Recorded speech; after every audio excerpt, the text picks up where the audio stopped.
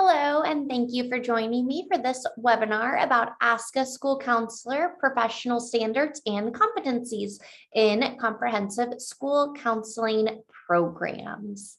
I am Sarah Kirk, and I am the School Counselor Specialist at the Oklahoma State Department of Education. I work in the Student Support Division, and we provide resources and serve our schools, families, and of course, our students. I am grateful for the opportunity to support your work as a school counselor as you work towards building a comprehensive school counseling program. Today, we are diving into the School Counselor Professional Standards and Competencies. It's a little bit of a mouthful, but all of that really just defines what it is that we as school counselors should be doing. So we're going to talk about those standards and competencies. We're going to talk about how to use them, implementation steps. We'll make some connections, we'll reflect, and we will summarize. As always, I hope that you can see today's presentation as a step in the right direction for better serving your students through a comprehensive school counseling program. We're going to talk through a lot of things that you can do as school counselors to support your students. And we never want this to be overwhelming, or we never want to react with this with, oh, it's too much. I can't do it all, so I'm not going to do any. Instead, we want to see it as every step towards comprehensive school counseling as better serving our students. And this is one of the steps. So let's step in. All right, so let's first talk about how these competencies fit into the national model. We know that the ASCA National Model is a framework that was created to give us a framework of what a school counseling program should look like that can have a positive outcome on students, okay? So we want to follow this framework so that we can have that significant impact on student achievement, attendance, and discipline. The ASCA National Model includes 3 domains: academic, social and emotional, college and career. 4 themes: advocacy, collaboration, leadership, and systemic change. 4 components: define, manage, deliver, and assess. You can also see them there in the square on the screen. And together, this makes up a data-driven support for all students.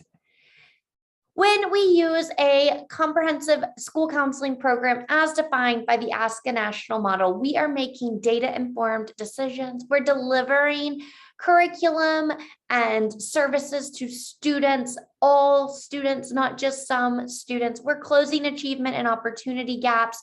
And of course, the result is that improved student achievement, attendance, and discipline. Now, the 4 components included in this square are also included in this screen. In this screen, we have the 4 components listed, and then underneath them, the different components that make up that component. So in the define component, which we'll be talking about today, you can see that the define component is made up of 3 sets of standards: the ASCA student standards, the ASCA ethical standards, and the ASCA School Counselor Professional Standards and Competencies. Today, we'll be talking about those School Counselor Professional Standards and Competencies. If you have questions about the other 2 sets of standards that make up the define component, please check out those webinars to learn more. Also, as always, if you have questions about any of the pieces of the other 3 components, manage, deliver, or assess, you can also check out those webinars. When we talk about the define component, it is just that. It defines the school counseling profession. And we say that it is defined by these 3 sets of standards. I already went over those: the student standards, the ethical standards, and the professional standards that we'll be talking about today. The ASCA School Counselor Professional Standards and Competencies tells us as school counselors what we should be doing. I often get people confused between the student standards and our school counselor standards. The student standards say what we want our students to know as a result of our school counseling program. On the other hand, the school counselor standards say what we should be doing to get there. So you'll notice when you look at the student standards, they're written as statements that include what we want our students to be able to do, to know as a result of our school counseling program. When we look at these professional standards, you'll notice they're written as things we should be doing. We'll take a look at it here in just a minute. It'll make a little more sense. So the ASCA School Counselor Professional Standards outline the mindsets and the behaviors that school counselors need. Remember, these are our standards in order to meet the rigorous demands of the school counseling profession and our students' needs. So these standards just outline what it is that we need to be doing in order to meet our students' needs. These standards and competencies ensure that new and experienced school counselors are equipped to establish, maintain, and enhance a comprehensive school counseling program that addresses those three domains: academics, college and career, and social and emotional. You can see by this slide why this is under the define component, right? It defines what we're doing. It writes them out in standards and competencies, exactly what we should be doing in order to have positive outcomes on our students. I also want to mention that these standards and competencies can be a great advocacy tool. Often we talk about how many things we're tasked with that aren't appropriate school counselor duties. Well, if we can use these professional standards and competencies to show stakeholders what we should be doing, it can help us get those other tasks removed. So keep that in mind as we talk through these professional standards as well. They have multiple uses. The professional standards and competencies are organized by mindset standards and behavior standards, just like our student standards are. That's just for consistency to help you understand how we want both the mindsets and the behaviors in order to create the intended outcome.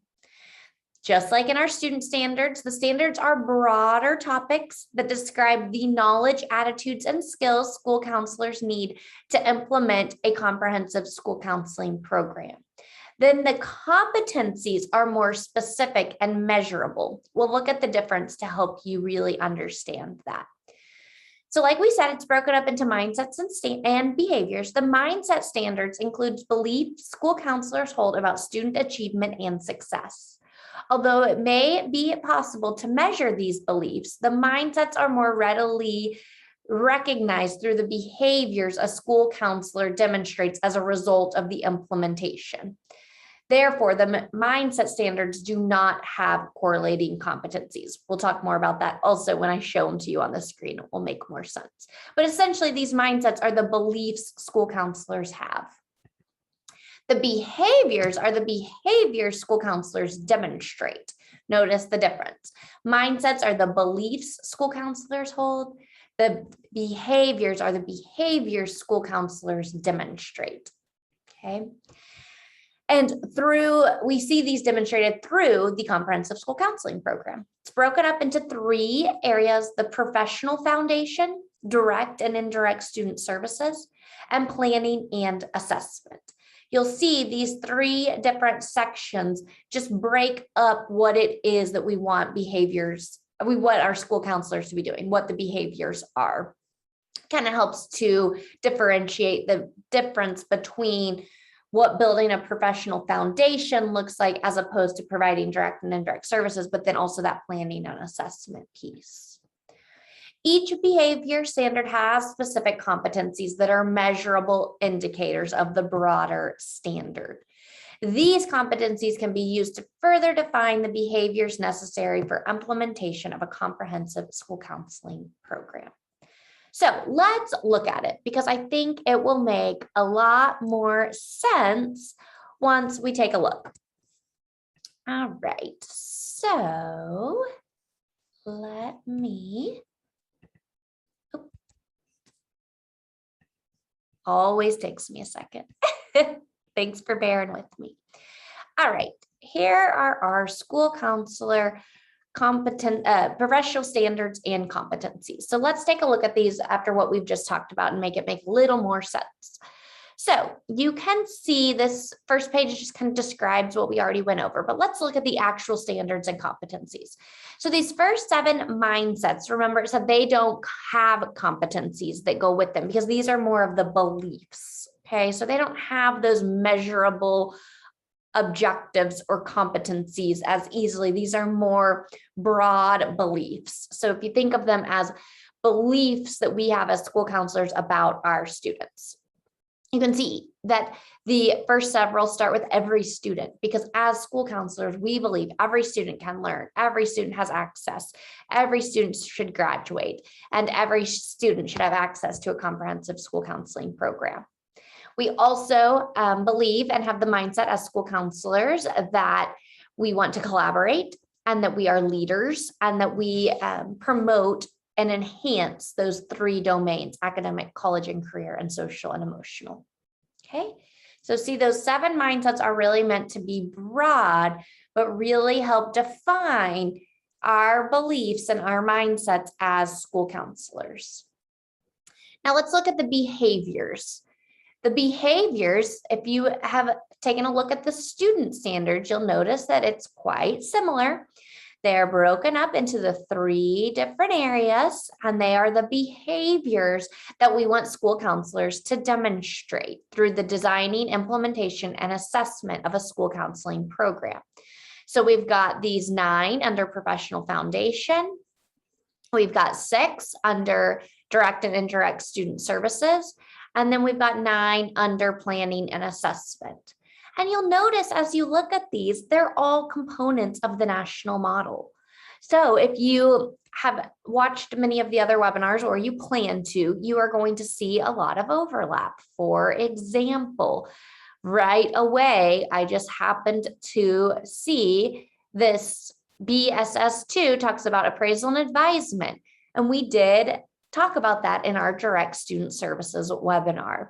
Or in PA1, it talks about your beliefs, vision, and mission. And we've talked about that in a previous webinar as well. So check that out if you have questions about it. But this stuff shouldn't be new to you because it's all components of the national model, just written in to school counselor professional standards. All right, now these are the standards. All of them are here. But what's great about this document is it also includes the competencies. So these are the more measurable, like what do I do elements of the standards. So you'll notice they align. So let's look at BPF1. So it says up here, apply developmental learning, counseling, and education theories. But that's so broad and so kind of confusing. How do I actually do that? Well, go to the competencies right down here. It tells you now 6 different things you can do to meet that standard. All right. Same as it goes on and on. Okay. You'll see all these competencies. Each of them have several that can help you understand.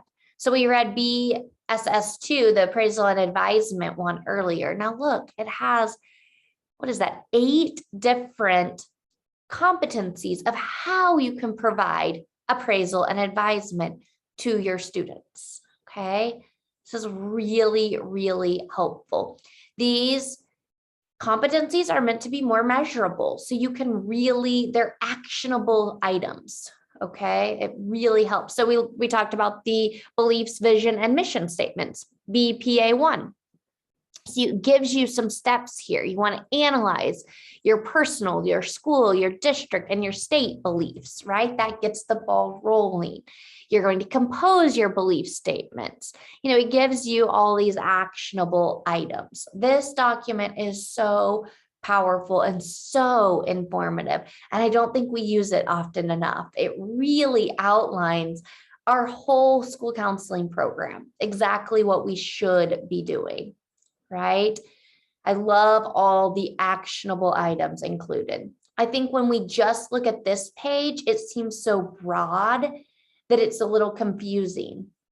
But these competencies really help us to see what it can actually look like.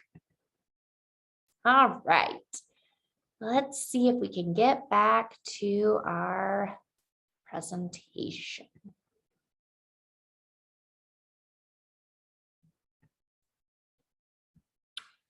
Oh.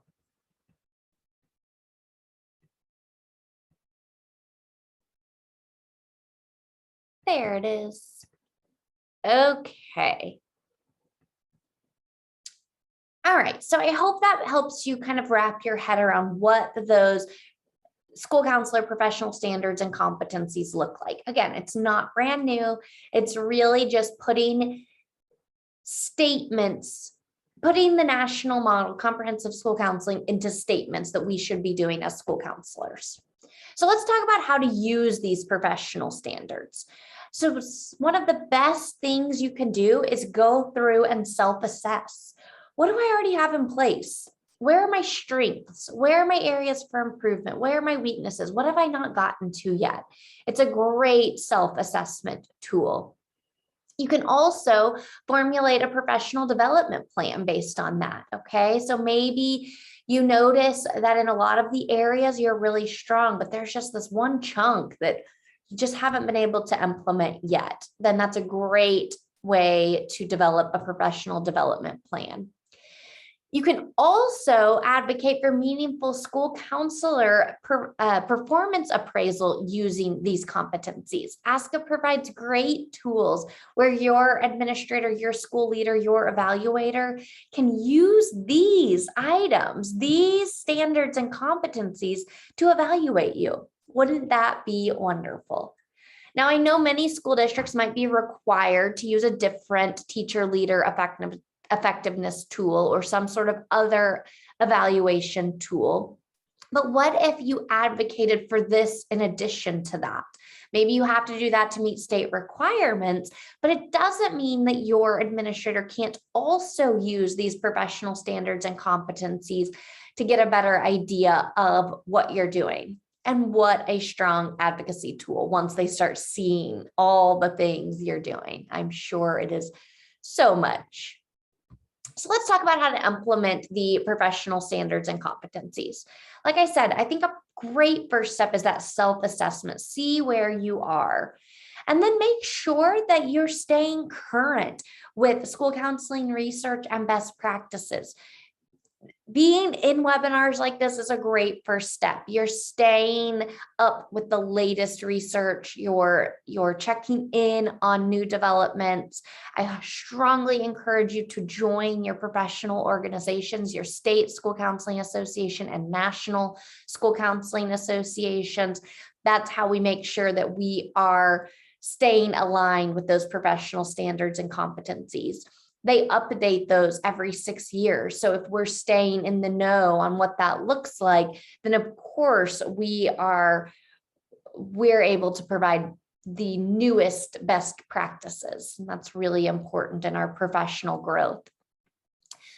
Using personal reflection, but also consultation with others, making sure we're asking others that are experts in areas that we may not be as strong in for their consultation, or supervision from a mentor or a supervisor of some sort to promote that professional growth.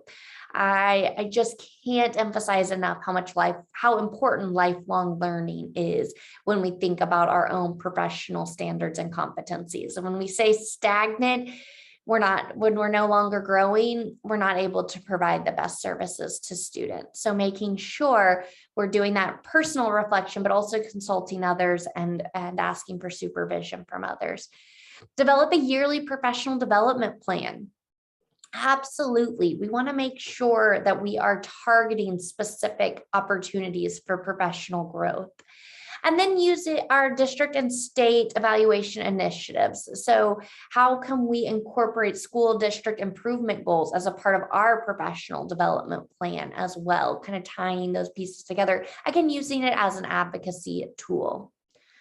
So let's talk about the connection, because we know that school counseling has these 4 components and we're learning about each of them, but it's a little bit confusing.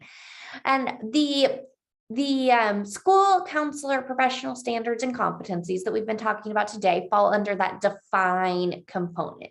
We define school counseling by those three sets of standards: student standards, school counselor standards, and ethical standards. And then we manage our program. That's that behind the scenes work of building up a program. Then we deliver our student services. Then that fourth component is assess. And when we assess our school counseling program, we use a tool called the ASCA School Counselor Professional Standards and Competencies Assessment. And if you're thinking that sounds awfully familiar, it's because, yes, that assessment is a self-assessment tool that is already created that you can assess your knowledge, attitude, and skills, and it's completely aligned with the professional standards and competencies. Essentially, it's just a checklist. It allows you to go through and assess which mindsets and behaviors are in place and which have room for improvement. You can just check it off, okay? Then there's another tool, the School Counselor Performance Appraisal, also completely aligned with the professional standards and competencies, the exact same language, but this is a tool meant to be used for the evaluation piece. So this allows your evaluator, your administrator, or whoever evaluates you to give you a score of a 0 through 3 for each piece of each of the mindsets and behaviors of the professional standards. Okay, so it walks through giving you a rating, again, identifying where your strengths are and where your areas for improvement are. So in the assess component of the ASCA National Model, these two tools are directly connected and directly aligned with our school counselor professional standards and competencies. So we should really be using those in conjunction with everything else that we're using to assess our school counseling program.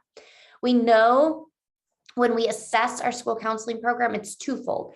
We're looking at the school counseling program as a whole and its results, but we also have to assess ourselves. It's the only way to grow. We've got to see where our strengths are and where our weaknesses are, and then continue to build up those areas for improvement. And these two tools are perfect. They're already created. They're already out there. One you can use for a self-assessment, and the other your evaluator can use to really make sure your evaluation is effective and relevant to the school counseling profession. There's no point you should in only being evaluated, being evaluated using a teacher evaluation tool. We should also be advocating that we're evaluated using the school counselor performance appraisal as well. So in reflection, we want to continue to foster growth around the ASCA School Counselor Professional Standards and Competencies by reflecting on this question: how do I use the standards and competencies to inform my personal growth? Right? So think about this. How are those professional standards and competencies informing your professional growth? And if they're not right now, how can they? How could I use these? A great first step is to use that school counselor professional standards and competencies assessment to self-assess where you are and then make a plan for growth. Okay, pretty easy, right? Makes sense. So in summary, we want to define the school counseling profession using those three sets of standards: student standards, school counselor standards, ethical standards.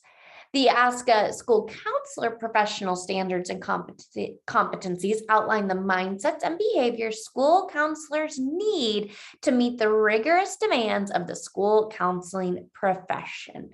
This is no easy job, and these standards and competencies outline what we need to be doing to meet our students' needs, right? Again, completely aligned with the national model because we know the national model meets our students' needs. These school counselor professional standards and competencies can be used to self-assess, to formulate professional development plans, and to provide a meaningful school counselor performance appraisal or evaluation. Those are great uses for this document. I would also add, if you are ever on a hiring team to hire an additional school counselor to add someone to your team, this is a great tool to use for that as well. Asking questions about the school counselor professional standards and competencies is a great way to get the candidate's understanding of comprehensive school counseling and of the ASCA National Model. So it can be a great tool for identifying high quality candidates as well.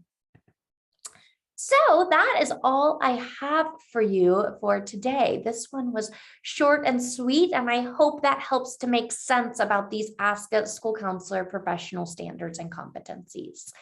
We're always asking ourselves what is best for students, and I truly believe the ASCA Professional School Counselor competencies standards and competencies is what's best for students. It outlines best practices, what we should be doing as school counselors, what our role should look like, how our time should be spent in order to meet our students' needs.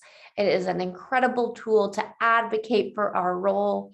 It is an incredible reflection tool to look back on what we're doing and what we want to change. And I highly recommend you find a way to implement the school counselor professional standards and competencies into your everyday work. If I can do anything to help, as always, please reach out. There is my email and my cell number. And as always, thank you, thank you, thank you for everything you do to support our students and to move our profession forward. I will see you again soon. Have a great day. Bye-bye.